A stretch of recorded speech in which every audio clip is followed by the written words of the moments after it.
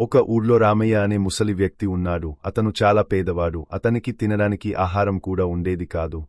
ఒకరోజు అతను ఒక అడవిలో నడుచుకుంటూ వెళ్తుండగా అతనికి ఒక చిన్న రాయి కనబడింది. అది చూడడానికి చాలా భిన్నంగా ఉంది.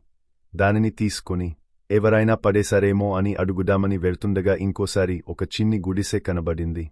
అందులో ఎవరైనా ఉన్నారేమో అని చూడడానికి లోపలికి వెళ్ళాడు. అందులో ఒక వ్యక్తి వెనుకకి తిరిగే ఉన్నాడు. అతనిని ఇది మీదేనా అని అడిగాడు. ఆ వ్యక్తి ముందుకు తిరిగాడు. రామయ్య ఆశ్చర్యపోయాడు. ఆ వ్యక్తి చూడడానికి అచ్చం రామయ్యలానే ఉన్నాడు. అది చూసి రామయ్య, ఎవరు నువ్వు? అచ్చం నాలనే ఉన్నావు అని అడిగాడు. ఆ వ్యక్తి రామయ్య వైపు చూసి, నేను ఒకటే కాని నువ్వు భూమిపై నడుస్తావు, నేను గాలిలో నడుస్తాను అని అన్నాడు. రామయ్య అలా అనగానే చాలా భయపడ్డాడు. అతనికి ఏమి చెయ్యాలో తెలియక తన చేతిలో ఉన్న రాయిని ఆ వ్యక్తిపైన విసిరాడు. అతను వెంటనే అక్కడ అనిపెంకుండా మాయమైపోయాడు. రామయ్య వెంటనే అక్కడ నుండి ఇంటికి వెళ్లిపోయాడు. ఆ రాయి ఇంట్లో పెట్టి బయటికి వెళ్లాడు. రామయ్య వచ్చేలోపు ఆ ఇల్లు పెద్ద బంగ్లాలా మారిపోయింది.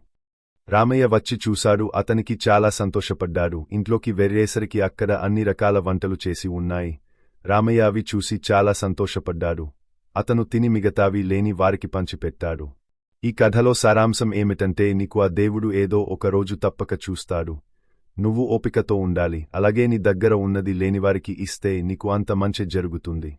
ఈ వీడియో మీకు నచ్చినట్లయితే వీడియోని లైక్ చేసి మన ఛానల్ని సబ్స్క్రైబ్ చేసుకోండి.